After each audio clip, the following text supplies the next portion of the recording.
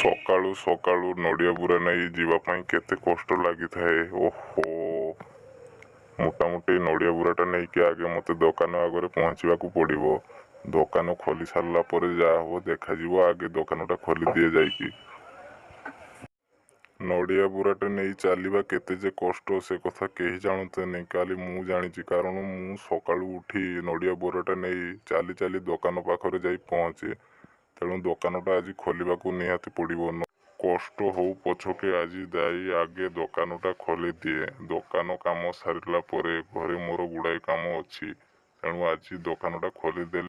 ଆରେ ଆଜି ଲୋକଙ୍କର କ'ଣ ହେଇଛି? କେହି ଆସୁନାହାନ୍ତି କ'ଣ ପାଇଁ? ସକାଳୁ ସକାଳୁ ବସିଲେଣି ଆସି ଦୋକାନ ଖୋଲି। ଗୋଟିଏ ବି ନଡ଼ିଆ ଏପର୍ଯ୍ୟନ୍ତ ବିକ୍ରି ହେଲାନି। ଆଜି କ'ଣ କରିବି?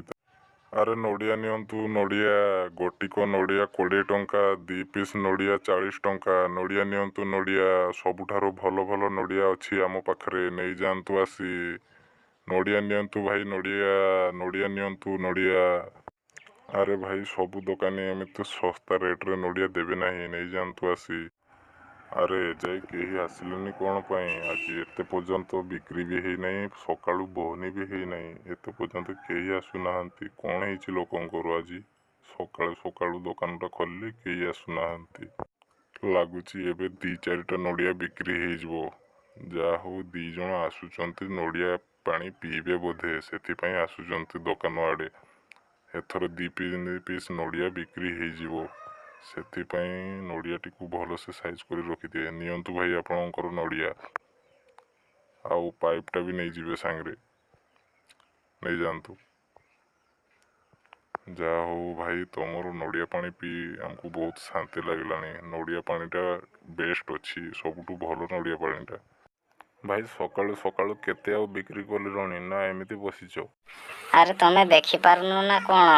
ଭାଇଙ୍କର ନଡ଼ିଆ ଏବେ ବି ଗୋଟେ ଯାକ ବିକ୍ରି ହେଇନଥିଲା। ଆମେ ଆସିଲୁ, ତେଣୁ ଭାଇଙ୍କର ବହନି ହେଲା। ଆଉ ତମେ ପଚାରୁଛ କ'ଣ ଯେ ଭାଇ ନଡ଼ିଆ ବିକ୍ରି କରିଛନ୍ତି କି ନାହିଁ?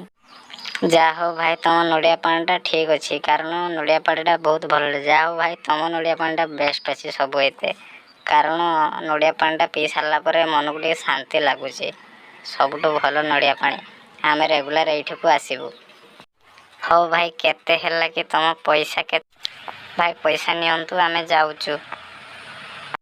ହଉ ଠିକ୍ ଅଛି ଆଜ୍ଞା। ଯାହା ହଉ ସକାଳୁ ସକାଳୁ ଆପଣମାନଙ୍କ ଦୟା ଯୋଗୁଁ ଆମର ବିକ୍ରି ହେଇଗଲା ନଡ଼ିଆ 3 ପିସ୍। ମୁଁ ଭାବିଥିଲି ସକାଳୁ ସକାଳୁ ଆମର ବହନି ବି ହେବ ନାହିଁ। ଆପଣମାନଙ୍କ ପାଇଁ ବିକ୍ରି ହେଇ